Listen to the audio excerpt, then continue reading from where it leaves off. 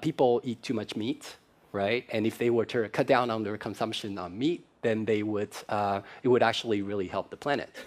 But people are not willing to give up meat. Yeah, some people will be willing to, but other people, they may be willing to, but they have a weakness of will. They say, wow, this steak is just too juicy. I can't do it. I'm one of those, by the way. So, but so here's the thought, right? So it turns out that we know a lot about, we have these intolerance to, for example, I have milk intolerance. And some people are intolerant to crayfish. So possibly we can use human engineering to make it the case that we're intolerant to certain kinds of meat, to certain kinds of bovine proteins. And there's actually analogs of this in life. There's this thing called the Lone Star tick, where if it bites you, you'll become allergic to meat. I can sort of describe the mechanism. So that's something that we can do through human engineering. We can kind of possibly address really big world problems through human engineering. Bitcoin was supposed to be the answer for exactly the case you laid out. Well, and I would argue that Bitcoin being the #1 performing asset in 2023 might actually vindicate that. I mean, for some reason, people keep declaring Bitcoin dead when, in fact, it's having, in any given year, a performance that's better than the S&P. That's a topic for a different day, probably. But what stablecoins are really about is just payment instruments, right? The idea is that stablecoins are a faster and essentially free internet-based way of holding and remitting money to people. And in the developing world, where it really matters how quickly inflation erodes your savings, matters a lot more than it does in the US, there's a demand for these products. That's a way for us to make the dollar relevant again at a time when governments around the world are looking to decouple from the dollar. That's really a pretty important policy issue. It's not about crypto. It's about the role the United States plays in the financial system. Right, but Brian, and maybe I misunderstand this, but in the world of crypto, isn't the conundrum and the reason why regulators and folks in Washington have been unwilling, effectively, I keep using the word blessing it, is even if they think they can regulate it here in the United States, that they really don't think they can regulate it elsewhere. And that if, for example, a crypto token, coin, whatever, were to falter elsewhere, we would sneeze here and get the same cold. Yeah, I think that could be true, Andrew, when you talk about crypto tokens. Certainly, we saw enough crypto scams blow up. You just were talking about Sam Bankman-Fried a minute ago. We've seen enough of that. That's a very legitimate point. Stablecoins are really different, though. Stablecoins are really not different from a prepaid card, a traveler's check, or almost any payment innovation most viewers are familiar with over the last 50 years. The only difference being that those payment instruments travel on blockchains. So there's an underlying blockchain that is the network that allows those stablecoins to move freely and instantaneously. That's really the only connection here. And so the question is, if you're skeptical about crypto, shouldn't you be less skeptical about stablecoins, which have a value that is backed by something, defying many people's belief about crypto tokens? And shouldn't you really care about the relevance of the dollar, which is under competition from other crypto tokens? That's what's funny, is that the people who oppose Bitcoin are also opposed to stablecoins, even though in some ways the ideas behind them are an intention. Right. Hey, Brian, before you go, can you speak to, we just talked about Sam Bankman-Fried. Can you speak to the investigation that's taking place at Binance, not Binance US, but Binance more broadly, and CZ, and what you think is really happening there? Yeah, Andrew, I mean, I never talk about that. I can't really talk about it other than to say it's clear that governments want to have a position here. And that company, among others, is clearly one that's being looked at. Other than that, I really can't speak to that. One is, if you take the fact, which is a fact many people are not aware of, something like 70% of loan defaults are not caused by inability to pay. They're caused by forgetfulness, or they're caused by somebody's on vacation and they didn't come back until after the due date had passed. One of the features of stablecoins is because they're programmable. So just like with your email, I can send an email to you and I can mark it for future delivery at a stated time and the computer will release it. Imagine a world in which you never had to not only write a check, but even make a payment ever again. All of your debits simply transacted on the internet at a stated time and place and could be drawn on a given day. So imagine if you could just manage down loan defaults, sort of late fees. Improves financial health by virtue. It improves financial health. Welcome to the Crypto Teacher. And you know I come back with that video just to make you think. Don't forget to like and subscribe to the channel. Support this great content by hitting the cash app and by joining the Patreon. Yes, guys, y'all heard that correctly. A tick to make you allergic to meat. Remember, guys, your life is an illusion and TV is your reality. And guys, we have Brian Brooks on stablecoins. And guys, we know Brian Brooks was at Coinbase with Jeremy, and they stated they were working on a global stablecoin. And then talked about how these stablecoins are going to be programmable. And we know Brian Brooks was at Binance.us. And we know he was put there for a reason. And then, guys, we have the bank man. The bank man may be going to jail. And, guys, we have Reddit on AI. And remember, guys, Reddit was a birthplace really for NFT hype and meme cryptos and stocks. And what did he say? People are feeling like superheroes. And, guys, this is the start of transhumanism. And I know a lot of people can't see it, but listen to the message. AI is here to work with you, to make you better. I want you to go back and watch the Bionic Man and the Bionic Woman. But guys, we know first, in order to bring in the fourth industrial revolution, they have to destroy this economy. And that's the reason why the Fed is keeping rates higher for longer.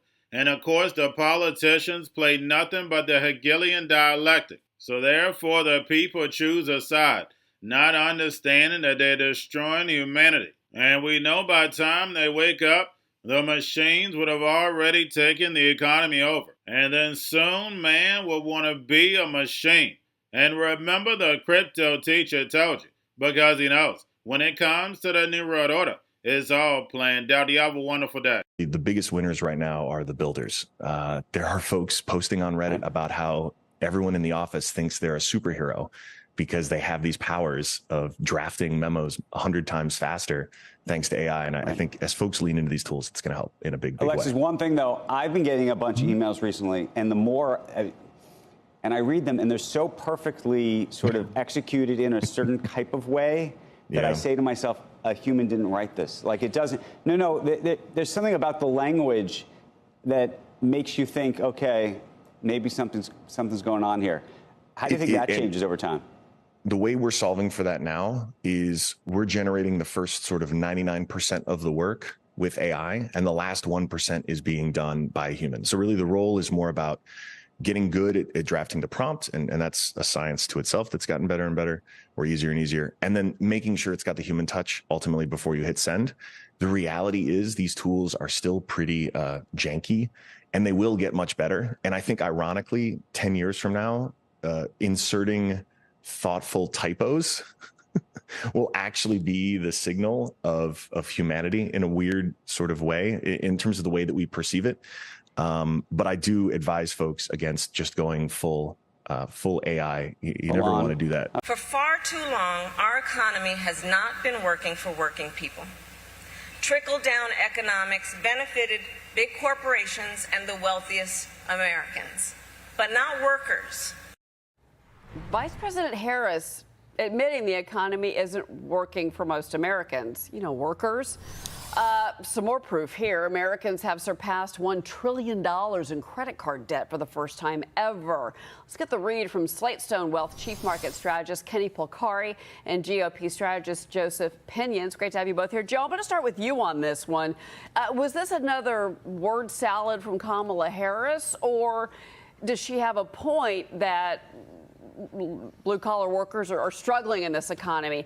If that's her point, which I'm not sure it was, then that means Bidenomics isn't really helping anybody. Well, every once in a while, they just happen to blurt out the truth. And the truth is quite clear, that Americans are effectively, they're doing more work for less pay when you factor in the inflation. If you look at the savings accounts of Americans, the average savings is up. But if you're looking at the median savings, we're at the lowest in 3 years. So again, people have been hollowed out by this Bidenomics. It is an illusion. And from the 500,000 people who are delinquent on the car payments to the $1 trillion in personal credit card debt, we've got big trouble ahead. And the people at 1600 Pennsylvania Avenue want to pretend there's nothing to see. Well, I mean, Kenny, if I want to pick up on that debt issue and the credit card problem, the New York Fed, that quarterly report basically said $1 trillion in debt, and the high was $986 billion. So that's a pretty stealth jump. So if Bidenomics is so great right now, why are more people using their credit cards? Our personal savings rate data has shown us it is going down. Personal savings rates are going down, and we've still got talk out there about a recession or a soft landing. Because I think you just answered the question, right? It's really not working that well. Joe made that point as well. We're seeing people that are struggling using credit card just to get by. So they're using it for food. They're using it for stuff that they need every day, not going out necessarily and buying, all these discretionary items. The other thing I think you have to look at, you can also see the proof in the number of side gigs. You see it everywhere, right? These people that have side gigs, these gig economy, they're trying to make extra money on the side while they supposedly have a full-time job just to keep up with inflation. Because remember, inflation is not going down. It's still going up at the rate of 4% a year at maybe a slower pace than it was, but it's still rising. And so people are still struggling. Well, real quick, Joe, I want to ask you this. Look, I mean, we've talked about this already this week, that if you've got higher energy prices coming, if oil is going higher, you've got jet fuel higher, wholesale diesel higher, gasoline is now going higher. To Kenny's point, inflation is going to go higher. And it's not just going to be headline CPI, which we get tomorrow. It's going to be, core CPI. It's going to be headline CPI. Absolutely. I mean, here in New York, we've got a 9% increase in Con Ed bills. Now, in January, there's going to be another 4% increase in those electric bills. So the real issue here is Americans are paying more for less. The policy is being implemented by this Biden administration from their effective moratorium on nuclear and natural gas to the fact that they don't want to deal with the fact that Americans can't afford everyday needs like the rotisserie chicken. All of it is a perfect storm that is leaving the people on Main Street, blue-collar Americans, hung out to dry while they pat themselves on the back down in D.C. We're going to a different economy, and we're going to be learning more about that as we go. But clearly, we're learning that things can be done from remote locations. We're learning that technology can replace people even more than we thought.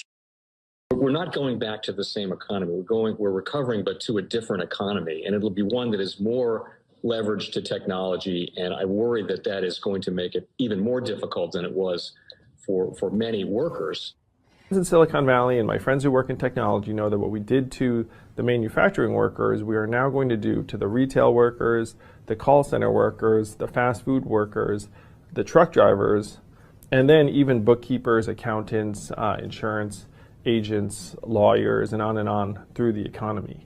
So what happened to the manufacturing workers is a very clear sign. And so we'll import Chinese-based CBDC technology. So it's going to be CBDC in a box provided to you by the People's Bank of China. But every stock, every bond, every currency, every commodity, every piece of art, every private business, every piece of real estate will eventually be a token on a blockchain, an entry on a ledger, permanent and immutable. We will have truth instead of trust. And we will save over $7 trillion a year. 6 to 8% of global GDP is wasted by the friction of the trust industry that's necessary when you have dual entry accounting. With triple entry accounting, which is what a blockchain is, we get rid of all of that friction. It's a beautiful future. Like what you see in China and their social credit scoring systems, right? If we get identity wrong, it could be a tool to enslave humanity. And if we get it right, it could be a tool to liberate humanity. And as an American, I'm obviously rooting for the one that's on the side of freedom. Bitcoin is an international asset. And also, I do believe the role of crypto is, it's digitizing gold. I actually believe this technology is going to be very important. Look at it. We have been part of the huge revolution in investing through ETFs. We believe that ETFs will be changing the whole way we invest. Many people still use it as a means, people are investing it for indexing. No, the majority of people who are putting money in in ETFs are active investors that are buying exposure. The entire bond market is being transformed as we talk right now. I believe the next generation for markets, the next generation for securities will be tokenization of securities. We will, and if we can have that distributed ledger that we know every beneficial owner, every beneficial seller, we all have our code of who's buying, who's selling, instantaneous settlement. And think about it, it changes the whole ecosystem. Cryptoteacher and the new World Order book, plus the 3 kids books. It's time to re-educate.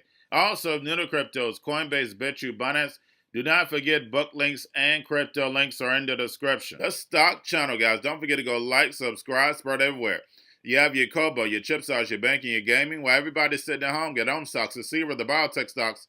And while everybody's at home wishing, they were still getting that free money. What are they doing? Drinking and smoking weed. Don't forget about those stocks, and you have a wonderful day. The most powerful person in the world is the storyteller. The storyteller sets the vision, values, and agenda of an entire generation to come. Steve Jobs. And guys, you know I truly believe in this. When you look at the New World Order, they're the storytellers. And that's the reason why I wrote my New World Order book. But guys, now it's time to change the current generation. And I wrote 3 kids books. You know I love the Trinity because I understand the power that's in it. So I have 3 books. We have an opportunity to change the generation, to educate, not just me, but I want to show you that I take action on a daily basis.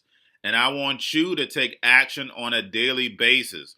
Whether it's your job, whether it's in your community, we have an opportunity right now to educate the masses. I posted this on my Twitter account. Please share, but this is a short clip of the 3 books. There's going to be a clothing line and action figures. Please get these books for your kids, nephews, cousins, friends, so therefore we can start the re-education now.